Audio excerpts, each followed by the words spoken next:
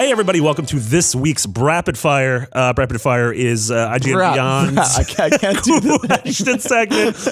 We post every week on youtube.com/IGN Beyond. We gather questions on our Facebook group, which is facebook.com/groups/IGN Beyond. We have a light show this week because Podcast Beyond. /Podcast Beyond. Don't go to /Beyond.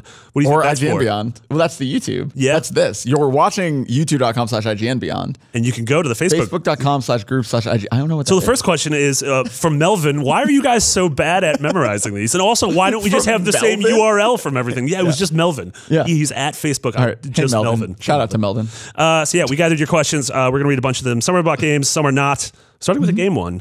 Will Fournier says, speculate on what Sucker Punch is doing, and please tell me it's Sly.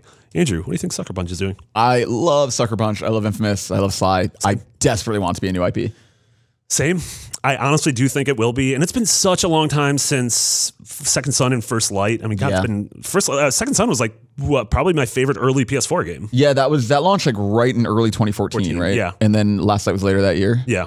So yeah, it's been what, 3 years? Yeah, almost over 3 years. Yeah. Yeah. I completely agree with Andrew. Like, those guys are so talented, and I really do hope it's not, as much as I love Infamous and Sly, like, I really hope they are working on something new. And I feel like if it's a PSX reveal or a E3 reveal next year, that it's something that just sort of totally blows us away in the same way that Spider-Man did from Insomniac. Totally, and I think like this is such a stupid, what a weird reason to be excited. But I think it's really cool, you know, when we see like a God of War and then you have Cory Barlog to talk about it. And when you have Brian Intihar talking about Spider-Man, like you have these charismatic people that get it and that, you know, are like gamers and that like are able to talk about stuff. And like Nate Fox is totally that guy. Yeah. So it's like whatever Sucker Punch is doing, as weird as it is, like I am just excited for him to be back on stage telling us about his games, because he's like such a smart, creative mind, you know. And it just feels like I love the stuff Sony's working on, but like we need that in the same way that like when Neil Druckmann comes out on stage, it's like everyone shuts up because like that's exactly someone you want to hear. Yeah,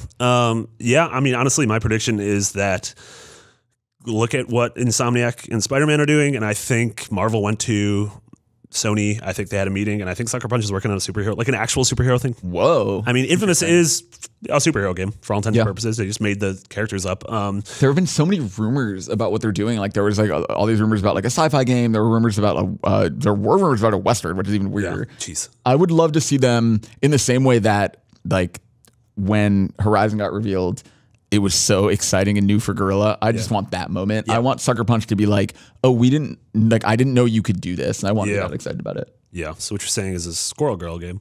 I want a Squirrel Girl game. Oh, imagine if it looked like Sly Cooper. All right, I'm kind of into that. All right. Johnny Muhammad asks, how you guys doing? You feeling good? How you doing? All right, I'm tired. I'm a little hungry. We recorded late, so I'm gonna get a good lunch. Yeah, it's been we're in the middle of the busy bees. Yeah, it's getting. This is like the calm before the storm. There's been a Pokemon Go Double Stardust event. I've been doing a lot of walking. My legs hurt extremely badly, actually. Zach caught me limping earlier, and he was like, "Are you limping?" I was like, "No, that's a weird question." How come you didn't get into Nier on Vita in that way? Like, well, how come you weren't? Oh, like NEAR. NEAR. Nier's on Vita. Yeah. Yeah, I don't know why. It just didn't hook me in the same way. Yeah. Oh, it was because it was nonsense. It was absolute nonsense. Yeah. I mean, how are you doing? I'm doing good. Yeah. Are you sad you're not going to New York Comic Con? I mean, I'm sad. I'm not going to New York. Yeah. Well, yeah, that's right. I mean, it's funny because like you, I think, led New York Comic Con in 2014, and I led it in 2015. And then now Terry Schwartz, who is incredible and runs our LA team, has kind of taken the reins. And like, part of me is like, oh, like this is really nice because like this period having another event right now is normally the one that kills me. Yeah.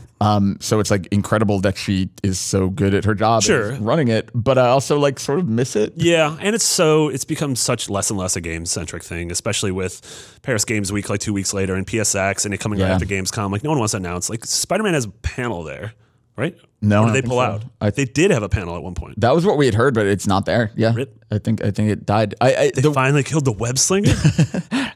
No, Norman Osborn succeeded. I think it's this really weird time for Sony. Like they were really big in New York Comic Con for a while because it filled a gap for them. Yeah. But then they had Gamescom press conferences and they pulled out of those. And I think now Paris Games Week is just a good stopgap for them. I'm surprised they've kept it going though, because I think the TGS Paris Games Week PSX grind is a lot back to back. And like you can't insert Gamescom into that and you can't insert New York Comic Con into it. Yeah.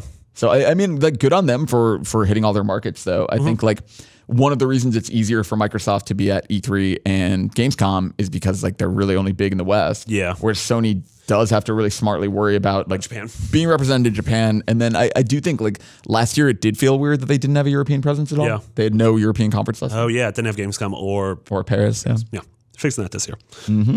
Yeah, and then just the last thing, I'm excited. Blade Runner is coming out this weekend. Yeah, I rewatched Final. Can we see? You don't have tickets yet, do you? No, I think we're going on Saturday. I come on Saturday. Sure. I want to see Blade Runner. I rewatched.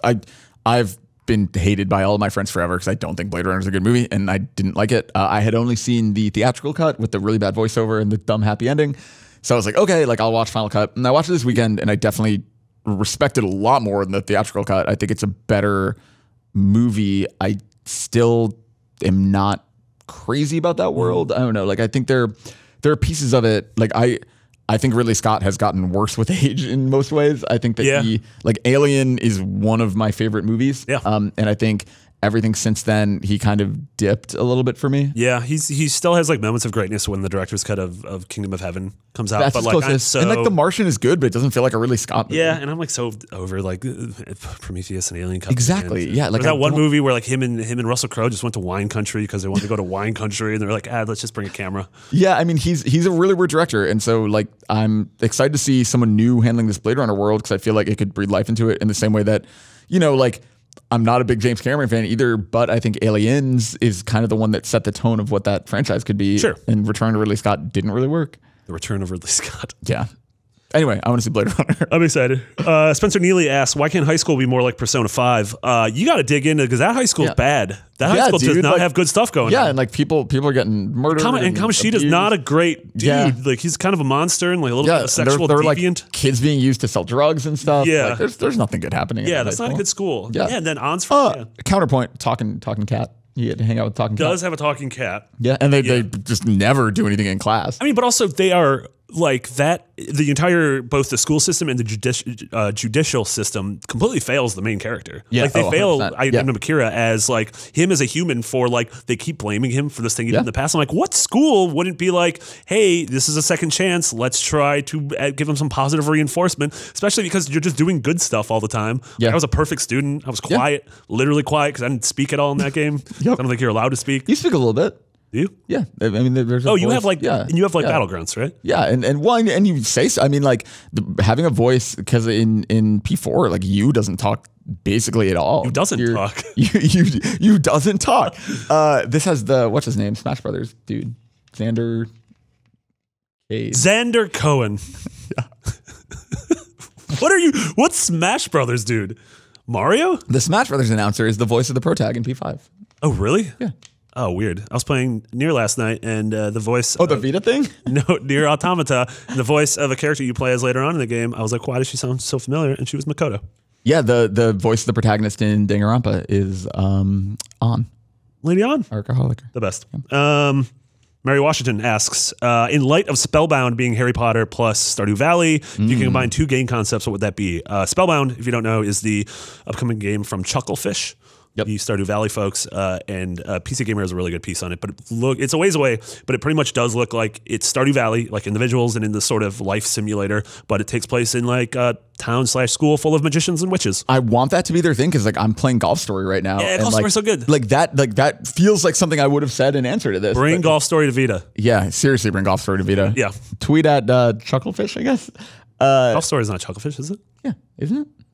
No, it's like a weird Australian team. Oh yeah, you're right. Well, have you been noticing all the weird Australian stuff? Oh, 100. They talk about sausage, and they talk about sausage rolls. Yeah, like you get your sausage roll stolen by like a bunch of ducks. Yeah, that's right. It's a weird game. I really like it. But no, like I think that like I want more of that because Golf Story is basically like an RPG where you play a bunch of golf. And like Spellbound seems like it's something really smart in terms of like combining those two things, which is what this question is about. Yeah. I just remembered. Yeah, I mean, I've said both of the things I've really wanted for quite a while, which is I want the Nemesis system. We want it in a Batman game where they're all the thugs. And then I want sort of the Nemesis system, but I want a Harry Potter game that has the like Persona 5 sort of life aspects of it. Well, I think your best idea was your Armored Core Dark Souls game. Yeah, I want that one too. Which is really smart. Yeah. which as a refresher, it's the idea that basically when you get downed, your mech is still there. And you have to come back and find it. Yeah. So like your mech is your soul that you're trying to get back to get everything back. And if you die again, your mech's destroyed and you gotta get a new mech.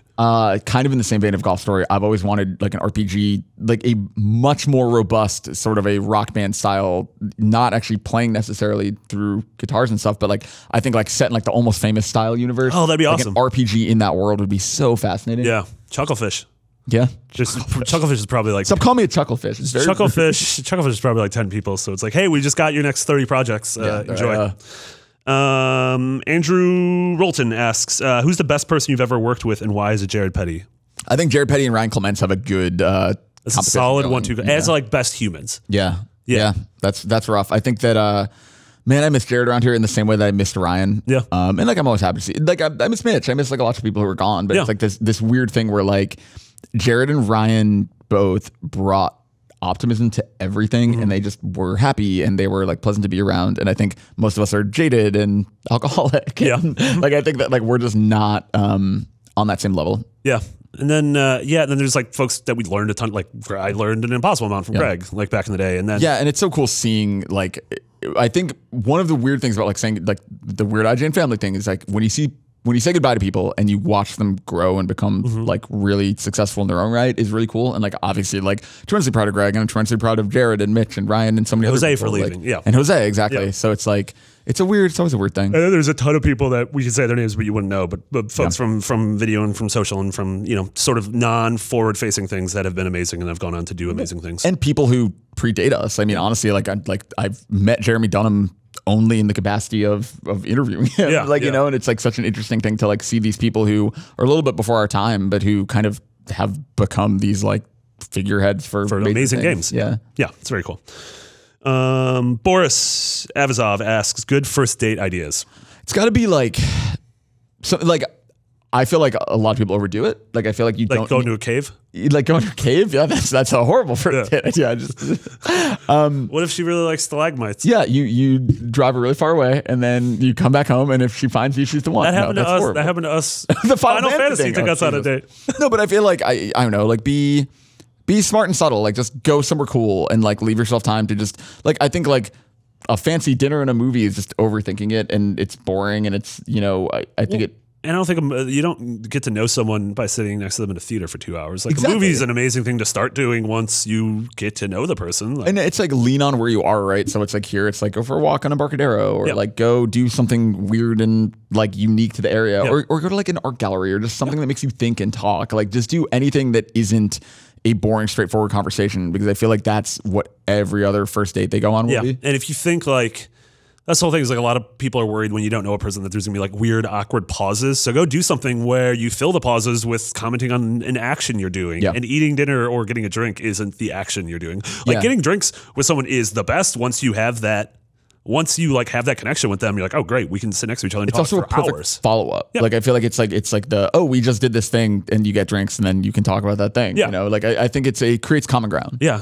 Like we're lucky in San Francisco, we have like miniature golf, we have bowling, we have a weird ping pong bar that Susan Sarandon owns. Yeah. Sure.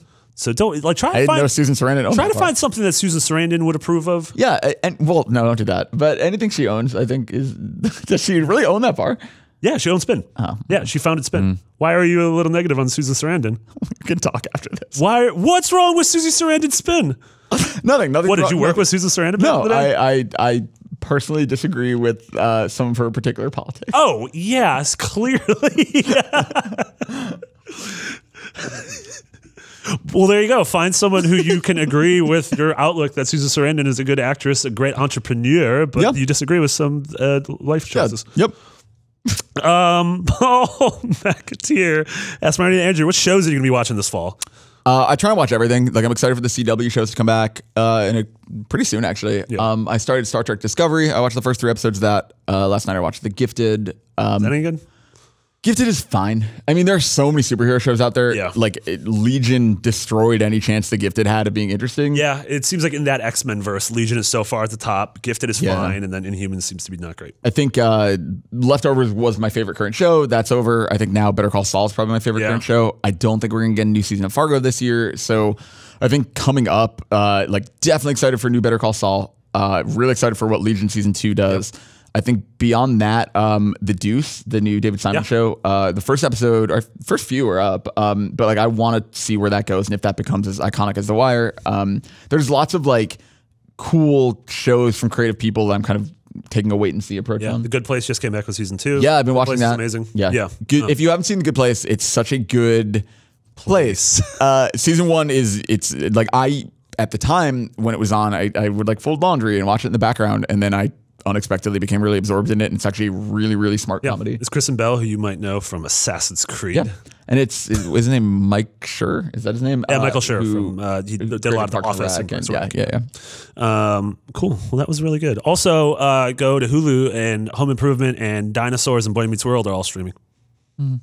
They are. What? Go watch Home Improvement. That was terrible. Thank you so much, Andrew. Once again, Rapid Fire posts every week on youtube.com/IGN Beyond. So for Andrew, this is Marty, and we'll see you all next time. Brap.